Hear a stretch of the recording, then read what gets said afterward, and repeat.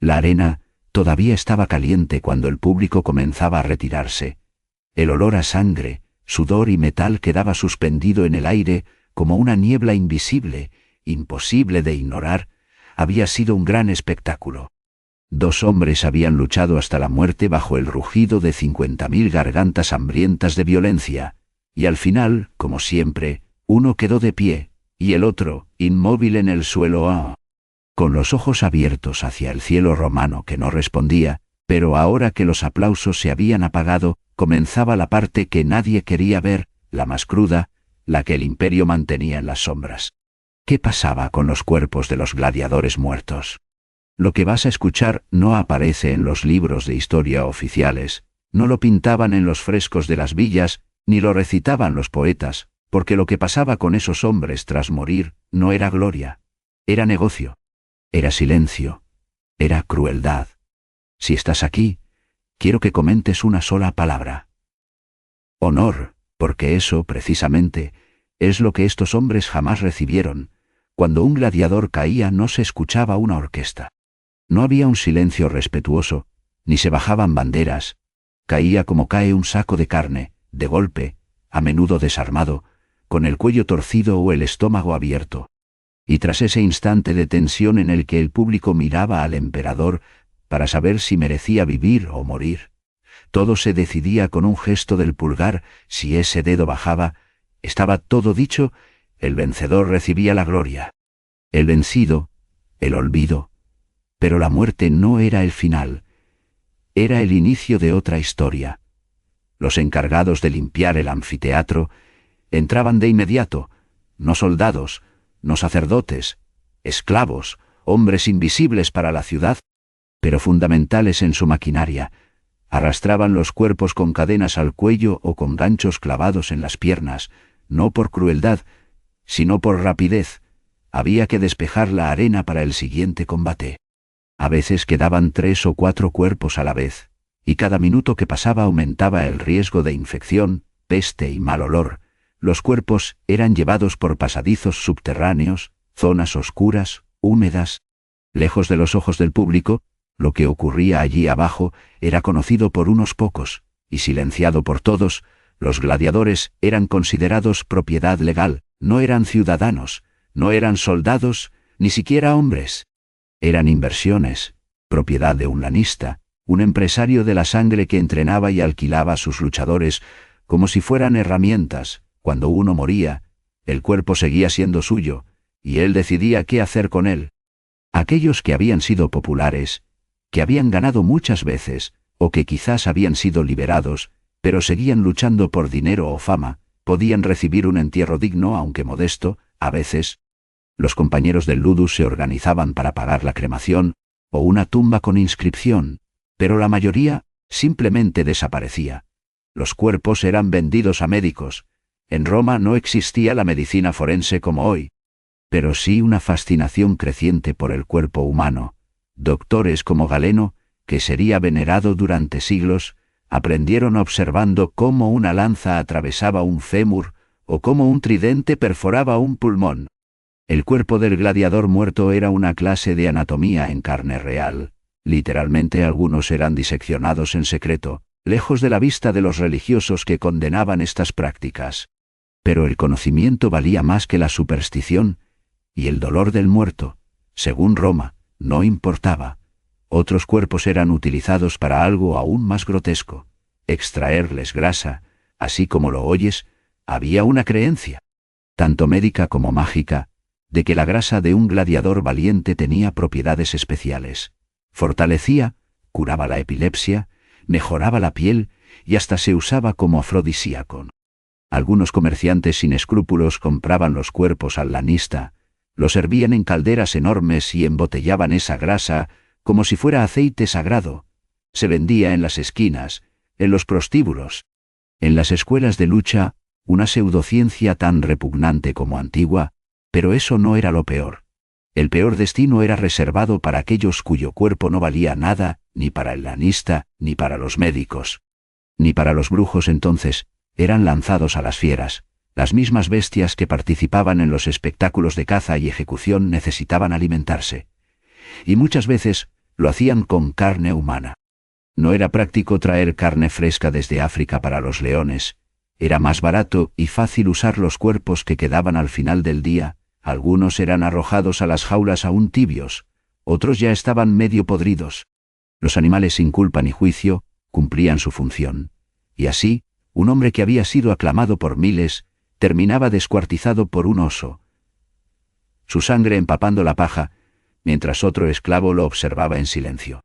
El destino más común, sin embargo, era la desaparición. A las afueras de Roma existían lugares llamados puticuli, fosas comunes donde se arrojaban los cuerpos sin reclamar. No había lápidas, no había rituales. A veces ni siquiera un trapo que les cubriera la cara. Los cuerpos eran lanzados unos encima de otros y cubiertos con cal viva para acelerar la descomposición y evitar epidemias. Algunas fosas eran tan grandes que formaban montículos visibles desde el camino. Pocos se atrevían a caminar cerca al atardecer, y quienes lo hacían aseguraban escuchar gemidos saliendo del suelo, y aún así, no todo fue olvido. Algunos gladiadores se unieron en pequeñas sociedades funerarias, algo así como cooperativas de la muerte. Pagaban una cuota mensual de su sueldo para que, si uno moría, los demás se aseguraran de que fuera enterrado con algo de dignidad.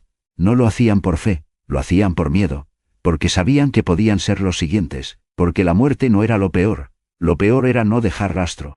Roma hablaba de gloria, de honor, de valentía, pero solo mientras fueses útil. Cuando ya no generabas entretenimiento o dinero, te convertías en basura, en sombra, en un recuerdo que no se contaba. Por eso, los gladiadores que sobrevivían muchos combates eran vistos como dioses, no solo por su fuerza, sino por haber vencido a un sistema que los quería muertos y olvidados. Vivir era un acto de rebeldía, y sin embargo, esos pocos también sabían que el tiempo era limitado.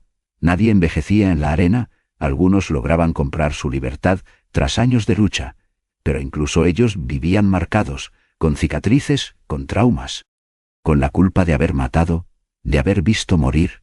La sangre no se borra del alma. Por eso, incluso fuera del Coliseo, muchos dormían en el suelo, comían en silencio, y morían temprano. Pero había algo más, algo que se susurraba en las calles y tras los muros de entrenamiento, una verdad que no se escribía pero se pasaba entre murmullos. El negocio no terminaba con el cuerpo, sino que a veces continuaba con el nombre. Cuando un gladiador moría famoso, aplaudido, admirado, recordado, su identidad se volvía valiosa. Algunos lanistas reciclaban el nombre, entrenaban a otro esclavo, le daban el mismo apodo y lo lanzaban de nuevo a la arena. El público, sediento de mito, rara vez lo cuestionaba. Ha vuelto, decían. Spiculus ha regresado. La ilusión era rentable. El nuevo luchador adoptaba el nombre como si fuera una máscara, repetía sus gestos, su postura, su grito de guerra, pero por dentro era solo otro cuerpo caminando bajo la sombra de un muerto. Así, algunos nombres vivieron más que los propios hombres que los portaron, se convirtieron en fantasmas útiles, en marcas, en mercancía. En Roma, incluso la identidad se podía vender. No eran asesinatos, eran procedimientos. Roma los convirtió en sistemas. Caída, veredicto, golpe final, remoción, desaparición. No había improvisación, solo rutina. Y esa rutina convirtió a miles de hombres en recuerdos sin forma, en cuerpos sin tumba, en historias jamás contadas. Hasta ahora, hoy caminamos por Roma y vemos ruinas, mármol, columnas, arcos, pero debajo, en las entrañas de esa ciudad eterna, duermen los gritos de hombres que pelearon sin tener elección. Hombres que no nacieron para la guerra, pero que el imperio convirtió en armas desechables, y cuando dejaron de servir, fueron eliminados como si nunca hubieran existido. Y sin embargo, aquí estás tú, escuchando, dando voz a lo que antes fue silencio, recuperando, aunque sea por unos minutos, la memoria de quienes lo dieron todo por unos aplausos que duraban segundos. Eso es más de lo que muchos recibieron en vida. Algunos gladiadores formaron lazos más profundos que la hermandad, amistades forjadas en el barro. La sangre y el miedo. Cuando uno caía, el otro lo lloraba en silencio. Y si podía, si nadie lo veía, lo robaba. Sí, lo robaba. Esperaba la noche. Se colaba en las fosas, recuperaba el cuerpo. Lo envolvía con telas robadas de la cocina y lo enterraba en secreto, en un bosque, en una colina, en una grieta de roca. Ese acto era un crimen, pero también un gesto de amor, porque al final, la única dignidad que podía recibir un gladiador era la que le daba otro gladiador. El sistema no se la daba, Roma no se la daba, pero su hermano de sangre, sí, porque sabía que mañana el siguiente podría ser él. Y rogaba, imploraba, que alguien hiciera lo mismo, y aquí es donde la historia cambia, porque aunque miles fueron olvidados, algunos nombres sobrevivieron al tiempo, no porque Roma los recordara, sino porque alguien se negó a olvidarlos. Un esclavo que talló un nombre en piedra, un escriba que anotó una pelea en una tablilla, un arqueólogo que encontró huesos junto a un casco de bronce abollado. Fragmentos, ecos, rastros. La historia de los gladiadores no está completa, pero sigue viva. Ahora dime tú, ¿qué palabra se quedó contigo después de todo esto? ¿Rabia? ¿Respeto? ¿Dolor? No importa cuál sea, escríbela en los comentarios, porque mientras alguien los recuerde, ningún gladiador está verdaderamente muerto.